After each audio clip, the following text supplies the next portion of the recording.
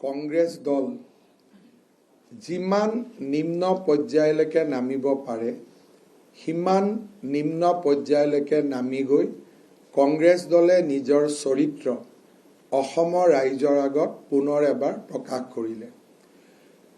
তৰুণ গগৈৰ সন্তান ইমান তললৈকে যে নামিব পাৰে তাক আমি কল্পনাও কৰিব পৰা নাছিলোঁ আৰু মই নিশ্চিত যে তেওঁলোকে যি ষড়যন্ত্ৰ কৰিছে সেই ষড়যন্ত্ৰ বিফলটো হ'বই।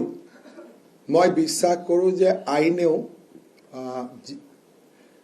এই ধৰণৰ নিৰ্বাচনৰ আগত কৰা ষড়যন্ত্ৰৰ বিৰুদ্ধে কঠোৰৰ পৰা কঠোৰতম ব্যৱস্থা ল'ব। ইলেকশ্যনৰ আগত ইলেকশ্যনৰ ৰিজাল্ট ইনফ্লুৱেঞ্চ কৰিব পৰা এনেকুৱা ধৰণৰ ভুল তথ্যৰ যিটো ক্ৰিমিনেল অফেন্স তাৰ শাস্তি হ'ল যাৱজ্জীৱন কাৰাদণ্ড।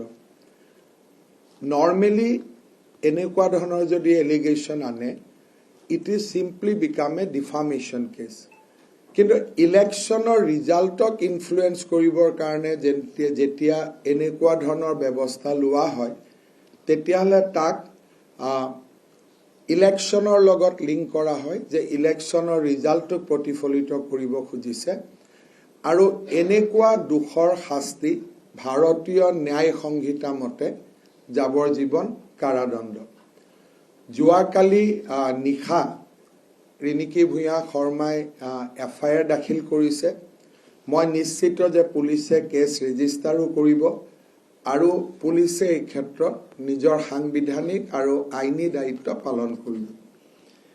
কিন্তু গোটেই দিশটোত চিন্তনীয় বিষয় এটা হৈছে পাকিস্তানী এংগল।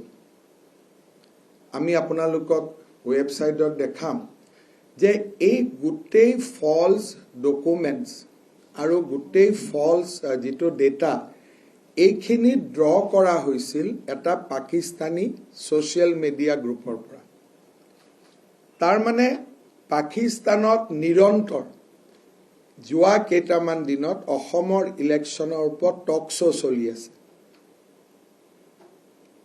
আৰু গোটেই যিখিনি ডেটা কালি তেওঁলোকে ফলছ এণ্ড ফেব্ৰিকেটেড কৰিছে এই গোটেইখিনি ডেটা এটা পাকিস্তানী ছ'চিয়েল মিডিয়া গ্ৰুপৰ পৰা লোৱা হৈছে।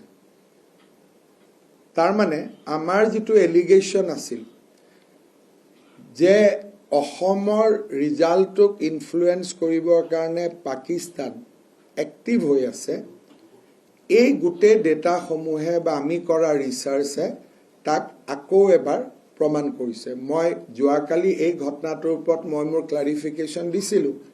আজি আপোনালোকক মাতাৰ প্ৰয়োজন নাছিল, কিন্তু ৰাতি we have discovered a Pakistani angle to it, যে গোটেই অপাৰেশ্যনটো পাকিস্তানৰ এটা ছ'চিয়েল মিডিয়া গ্ৰুপৰ পৰা হৈছিল। আজি ৰাতিপুৱা আমিও এটা কাম কৰিছোঁ, আমেৰিকাৰ ছেম LLP এটা গৌৰৱ গগৈ নামতো আমি খুলিছোঁ। ইমান সহজে খুলিব পাৰি যে ছেম ৰিণিকী বিশ্ব শৰ্মা যিটো খুলিছিলে আজি আমি এটা লগতে আমি কৈ দিছোঁ এইটো ফেক বুলি। আজি ৰাতিপুৱা আমিও এটা LLP খুলিছোঁ ছেম কাণ্ট্ৰি ছেম থিঙত গৌৰৱ গগৈ এণ্ড কোম্পানী বুলি। আৰু আপোনালোকে চবেই নিজে এটা এটা খুলি ল'ব পাৰে, একো পইচাও নালাগে তাতে। আজি আমি এটা কোম্পানী খুলিছোঁ ফেক, কিন্তু গৌৰৱ এলিজাবেথ 786 ছেম ফৰ্মুলা। এইটো 24 আৱাৰ্ছত পৰ্টেলত আহি যায়। কালি আপোনালোকে এইটো চেক কৰিব পাৰিব, কিন্তু এইটো ফেক হয়, কিন্তু একে আৰু তাতে গ'লে এইটো দেখা পাব।